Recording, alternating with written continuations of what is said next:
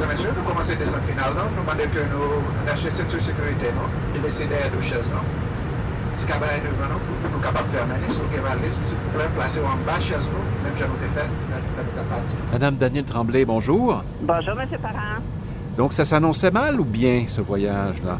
En fait, j'ai toujours été un peu réticente d'aller en Haïti. Bon, quand j'étais jeune, on fait beaucoup de vols dans les Caraïbes, puis c'était un pays qu'on pouvait difficilement approcher par l'océan, par peur de se faire arnaquer, tout ça.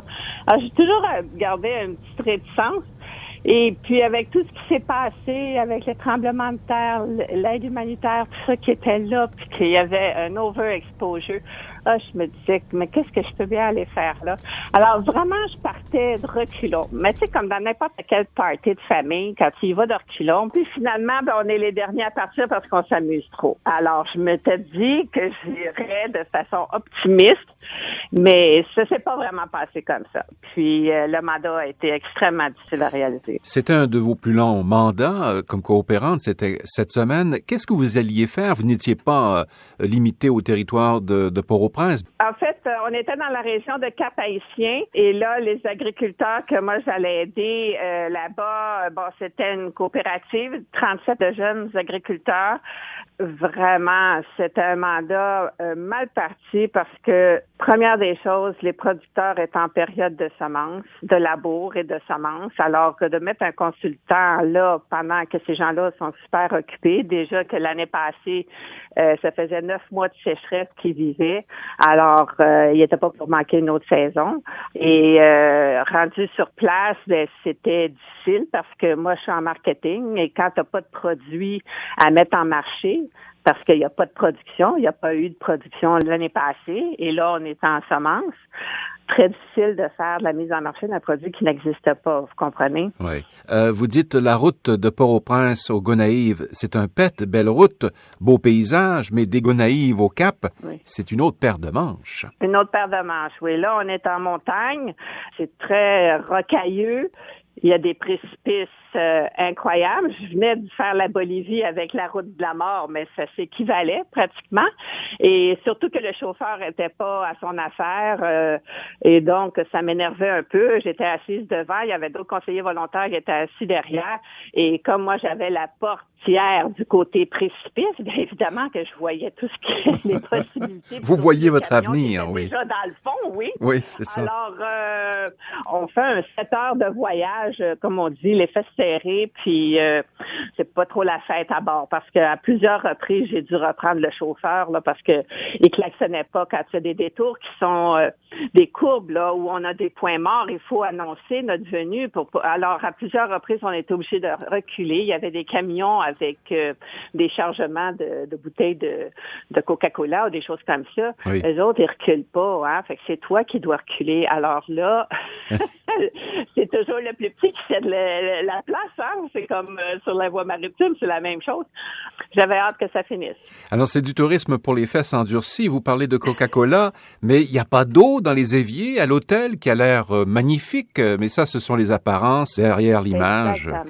Exactement. C'est ça qui est un peu Haïti, c'est que ce qu'on voit semble flamboyant, vraiment, c'est magnifique. Bon, l'aménagement paysager, féerique et tout, mais quand tu commences à gratter un peu sur la surface, là, tu rentres dans ta chambre, ils n'ont pas raccordé le gaz à la bonbonne, au four, parce qu'on doit être là pendant un certain temps, donc on doit se cuisiner nos propres repas.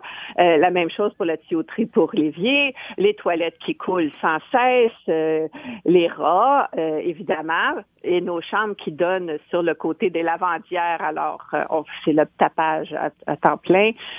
Vraiment, et c'est ça qui est agressant à la longue, c'est que on veut intéresser les touristes à venir en Haïti, mais de ceux que j'ai vus qui étaient venus à cet hôtel-là, ils ont déguerpi au bout de 2 jours. Ouais, vous parlez des moustiques, vous parlez des souris qui dansent sur le toit la nuit, vous parlez de votre, oui. Vous avez le sentiment de vibrer à un moment donné durant la nuit. Oui, il y a eu des tremblements de terre, oui, ça vibre.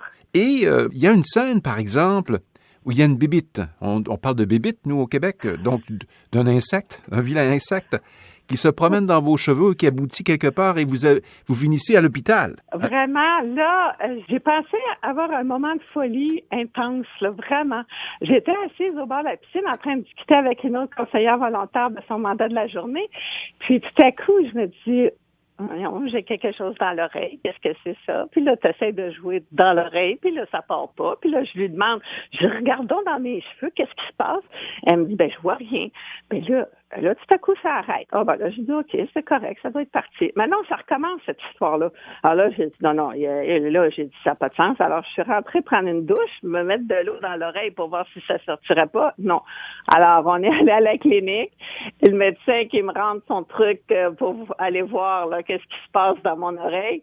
Et il en ressort avec une espèce de fourmi qui est restée collée et qui marchait toujours sur son appareil, là. Ah bon? Alors, 40 $ la visite, tu me dis, ça fait cher le kilo pour la fourmi, non? C'est affolant. Ah, oui. Et là, tu discutes de ça avec les Haïtiennes, comme elles couchent par terre à l'occasion, il y en a qui étaient jeunes, puis elle me disait, moi, je faisais pipi au lit, maman voulait pas que je couche dans mon lit, elle me faisait coucher par terre. Alors, souvent, ça m'est arrivé d'avoir des fourmis dans les oreilles. Alors, elle dit, le truc, c'est qu'il faut se pisser dans la main et se mettre de l'urine dans l'oreille. Alors, moi, je me dis, les petits bisous dans les oreilles pour les Haïtiens, je pense que je vais passer mon tour.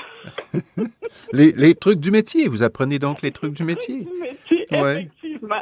Venons-en au travail, parce que quand même, le tourisme, le plaisir, c'est une chose, mais le travail, c'est important. Vous dites, c'est le premier mandat où j'ai envie de revenir à la maison. Et un peu plus loin, vous écrivez, quand ils m'ont montré leurs outils pour cultiver la terre, vous parlez d'un groupe de 37 agriculteurs que vous êtes venus aider directement. Les bras vous ont tombé au sol, pratiquement. Vraiment. Tu es agriculteur. Alors, je me suis dit, il va y avoir des instruments oratoires qui soient, décents, là. Mais une pelle, une pioche, puis une machette, là, c'est tout. Tu fais pas une grosse agriculture. Moi, j'ai un garage, là, 10 par 20, puis c'est plein d'outils là-dedans, là, juste pour faire mon petit jardinage, là, de madame de campagne, là. Ah oui, oui. Alors, moi, je te dis, je voudrais remplir un conteneur juste d'outils pour aller les aider, ces gens-là. Ça serait pas mal plus pratique qu'essayer de faire du marketing. Il y a des fois, je me dis, on met la charrue avant les bœufs dans l'aide au développement humanitaire parce que dans ce cas-là, vraiment, c'est un mandat qui était mal foutu parce que on commence par les aider. De l'eau, ça prend de l'eau. On a perdu des cultures à cause qu'il n'y a pas d'eau. Des régimes de bananes, ça se replante par plantule, hein. C'est des rhizomes. Alors, ça revient d'année en année. Là, même ça, c'est mort. Alors, il faut acheter maintenant d'autres semences, d'autres plantules. Ils n'ont pas les moyens. Alors, comment ça se fait qu'ils n'ont pas d'eau? On peut-tu commencer par ça? Mais vous avez commencé par l'autre bout, c'est-à-dire à travailler sur la commercialisation du produit inexistant. Oui, mais un produit qui n'est pas là. Alors, on peut pas faire de miracle, hein? Mais qu'est-ce que vous avez fait? Ben là, on a commencé par... j'ai regardé auprès de fournisseurs parce qu'il y avait des puits il y en a qui avaient des puits. Les producteurs d'ananas dans la région plus au nord, eux autres avaient certains puits, mais les tuyaux sont pas assez gros pour être capables de pomper plus profond. Alors, à la place, j'ai fait des recherches avec des fournisseurs canadiens pour savoir si on était capable de trouver des gens pour réparer ça. Tu sais, ça coûte pas bien cher du tuyau, là, sauf que si t'as pas le moyen de chercher sur Internet puis d'aller voir qu'est-ce qu'il y en est. Le puits qui a coûté 3 000 $ qui sert à rien. C'est pas très utile, hein? Alors, j'ai essayé d'aider de ce côté-là. Il y a des producteurs qui, dans d'autres régions, avaient pas été aussi attaqués par le manque d'eau. Alors, j'ai amené les autres producteurs qui étaient dans la région plus au sud. Je les ai amenés visiter, voir comment eux s'en étaient sortis parce qu'ils avaient fait des systèmes d'irrigation. Mais il y en a qui ont été financés par des gouvernements allemands. Mm-hmm.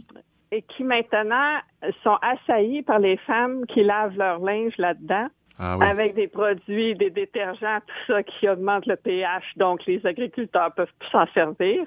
Mais on peut pas blâmer ces femmes-là de pas marcher des kilomètres et des kilomètres quand le canal passe devant la maison.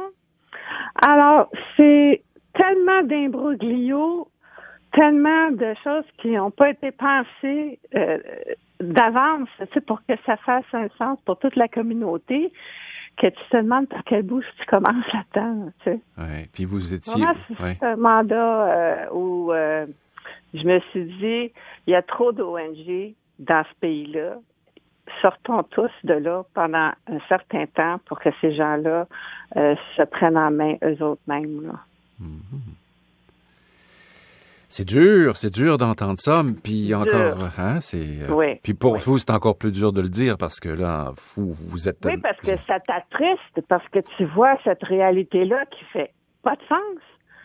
De commencer des trucs comme ça à l'envers, moi, je me dis, c'est l'argent des Canadiens aussi, là.